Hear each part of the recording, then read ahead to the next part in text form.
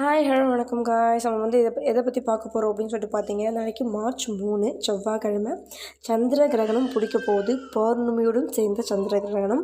இந்த நாளில் கர்ப்பிணி பெண்கள், குழந்தைகள் இவங்கெல்லாம் வந்து வெளியே வராமல் இருக்கிறது ரொம்பவே நல்லது. வெளியே வராமல் இருங்க, வெளியே வரதை அவாய்ட் பண்ணிக்கோங்க.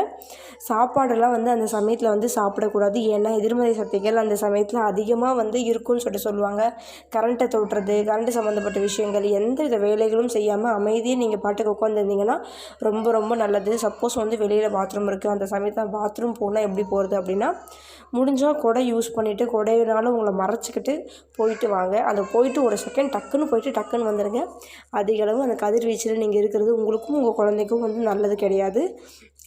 சின்ன குழந்தைங்களாக இருக்கட்டும், கர்ப்பிணி பெண்களாக இருக்கட்டும் வந்து அந்த கிரகண நேரத்தில் வெளியில் போகிறத அவாய்ட் பண்ணிக்கிட்டிங்கன்னா ரொம்ப நல்லது. அந்த மாதிரி வந்து ஃபாலோ பண்ணிக்கோங்க.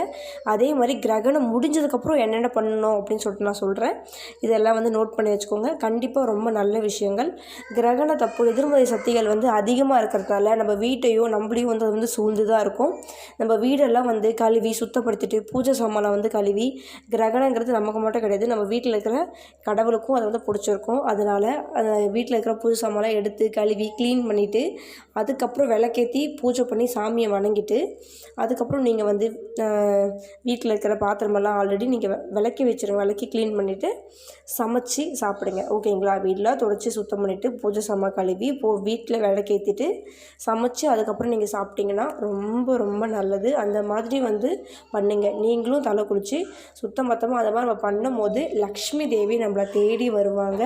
நல்லது நடக்கும். உங்களோட வந்து கிரகணத்தோடு சேர்ந்து உங்கள் வீட்டுக்குள்ள இருக்கிற சக்திகள் எல்லாம், தீய சக்திகள் எல்லாம் வெளியே போயிட்டு வீடு வந்து புனிதம் அடையுது நம்மளால் வந்து உணர முடியும். கிரகணத்தப்போ கர்ப்பிணி பெண்கள் வெளியே வராதிங்க, குழந்தைங்க வெளியே வரக்கூடாது.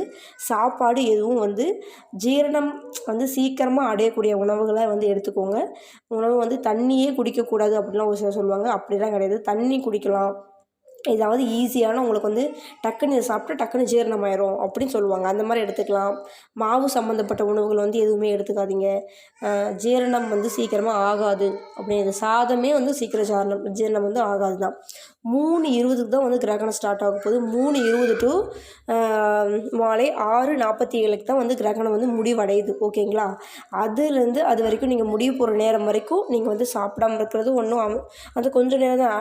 மோஸ்ட்டாக வந்து நம்ம மத்தியானம் வந்து நம்ம சாப்பிடுவோம். மத்தியானம் சாப்பிட்டு அதுக்கப்புறம் மறுபடியும் ஈவினிங் போல் ஏதாவது பால் அப்படி வந்து குடிப்போம். அது வந்து 47 வரைக்கும் தான் வந்து கிரகணம் இருக்குது. 6:47 வரைக்கும் தான் அது முடிஞ்சு. அதுக்கு பிறகு நம்ம குளிச்சுட்டு பால் குடிக்கிறதோ இல்லை அதுக்கப்புறம் நைட் டின்னர் வந்து நம்ம வந்து எடுத்துக்கலாம். நைட்டு சாப்பாடு அதுக்கப்புறம் நீங்கள் வந்து சமைச்ச வந்து நீங்கள் வந்து சாப்பிட்டுக்கலாம். ஓகேங்களா? தாராளமாக அதுக்கப்புறம் நீங்கள் வந்து சாப்பிட்லாம்.